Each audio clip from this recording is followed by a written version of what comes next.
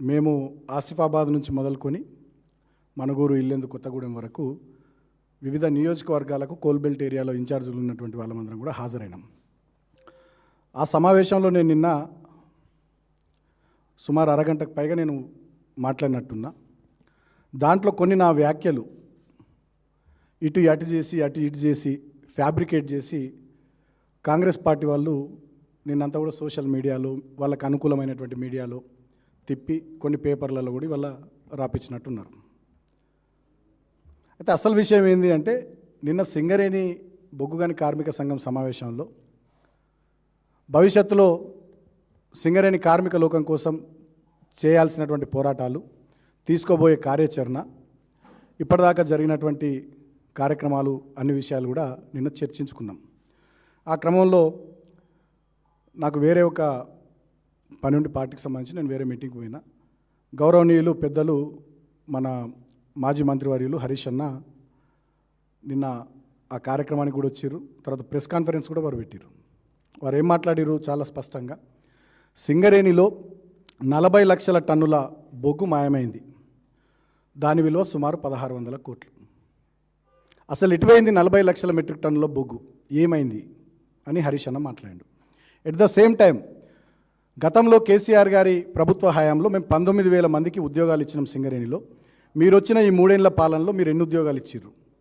గతంలో జీవో 76 కింద మేము సింగరేణి కోల్బెల్ట్ ఏరియాలో బెల్లంపల్లి నుంచి మొదలుకొని సత్తుపల్లి దాకా పట్టాలు ఇచ్చినాం. సింగరేణి ఖాళీ స్థలాలు ఇల్లు కట్టుకున్న వాళ్ళకు మీరు ఎంతమందికి 3 ఏళ్లలో పట్టాలు ఇచ్చారు?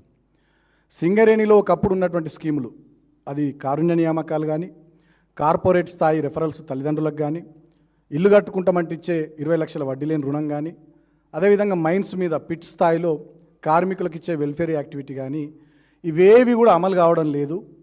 సింగరేణిలో స్కీములు లేవు, కేవలం స్కాములు మాత్రమే ఉన్నాయి.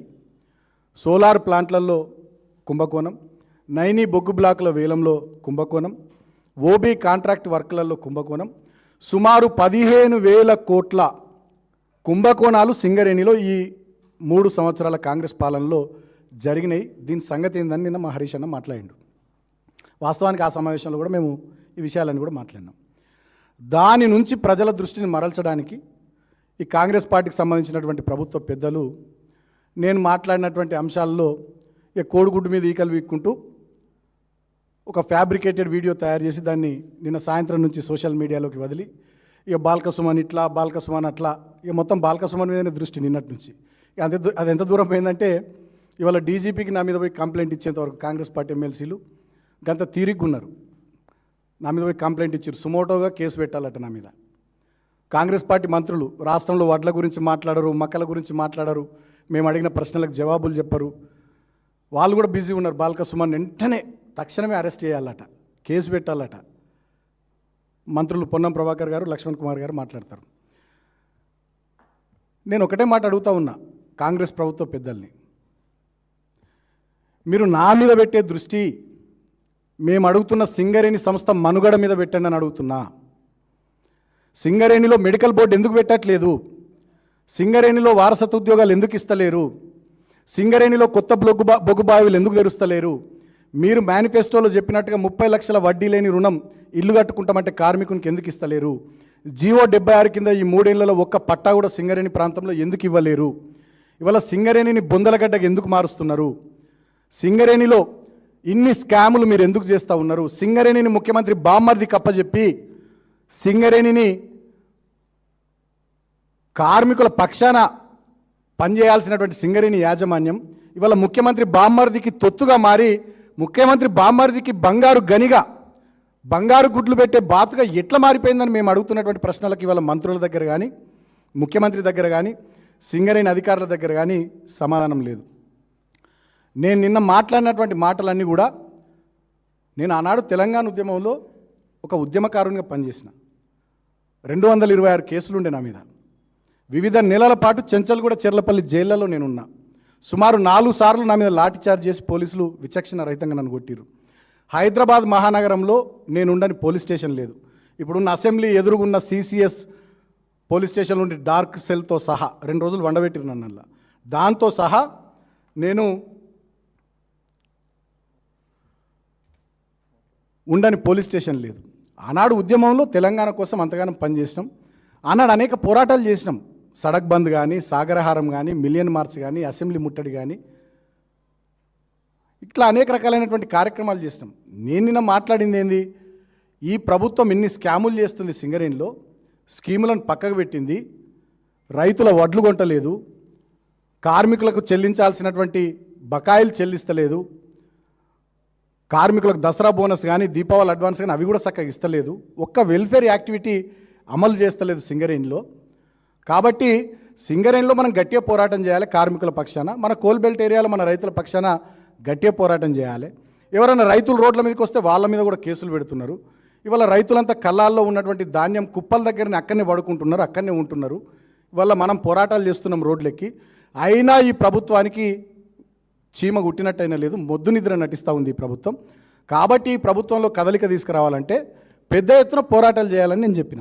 ఒక ఉద్యమకారుడిగా ఆ ప్రాంతంలో సింగరేణి కార్మికుల ఓట్లతోని 2 సార్లు నేను ప్రజాప్రతినిధి గెలిచిన. పెద్దపల్లి ఎంపీ ఒకసారి గెలిచిన, అదేవిధంగా చెన్నూరు ఎమ్మెల్యే ఒకసారి గెలిచిన. కాబట్టి ఆ ప్రజల మీద ఉండే ప్రేమతోని, ఆ కార్మికుల మీద ఉండే ప్రేమతోని, అక్కడ ప్రజల్లో కార్మికుల్లో 9 జిల్లాల్లో సింగరేణి విస్తరించి ఉన్నటువంటి ఏరియాలో వాళ్ళ ఆక్రోశాన్ని, వాళ్ళ ఆగ్రహాన్ని నేను నిన్న వ్యక్తపరిచింది తప్ప నేను కొత్తగా ఏం మాట్లాడలే. ఇక నేను మాట్లాడిన 30 నిమిషాల వీడియోలో కోడిగుడ్డు మీద ఈకలు వీక్కుంటూ ఇటు దాటు అటు ఇటు పెట్టి దాన్ని ఏదో ఫ్యాబ్రికేట్ చేసి ఒక వీడియో రిలీజ్ చేసి నిన్న మా హరీష్ అన్న అడిగినటువంటి ప్రశ్నల మీద నుంచి, మా సింగరేణి బొగ్గుగని కార్మిక సంఘం నిన్న లేవనెత్తిన అంశాల మీద నుంచి ప్రజల దృష్టిని మరల్చడానికి వీళ్ళు కాంగ్రెస్ ప్రభుత్వ పెద్దలు వేసిన చీప్ ఎత్తుగడ తప్ప ఇంకోటి కాదు. మరి నేను ఇంకో మాట అడుగుతున్న వాళ్ళ నా మీద కంప్లైంట్ ఇచ్చిర్రు. సరే కేసు పెడతారు కావచ్చు, ఓకే నో ప్రాబ్లం, కేసు పెట్టుకుంటే పెట్టుకోండి.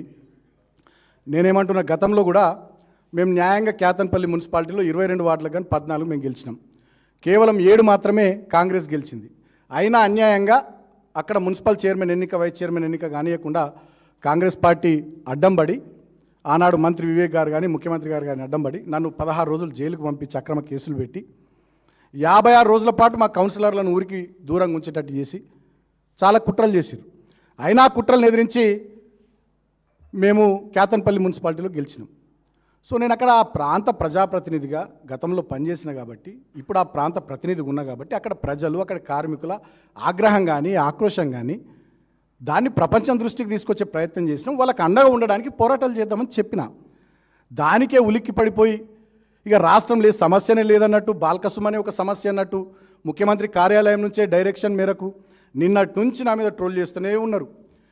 ఏం చేస్తారు మీరు? సోషల్ మీడియాలో పెడుతూనే ఉన్నారు, మీ అనుకూల మీడియాలో రాపిస్తూనే ఉన్నారు. మా అంటే కేసులు పెడతారు కావచ్చు, మళ్ళీ నన్ను జైలుకు పంపిస్తారు కావచ్చు. మాకు పోరాటాలు కొత్త కాదు, జైలు కేసులు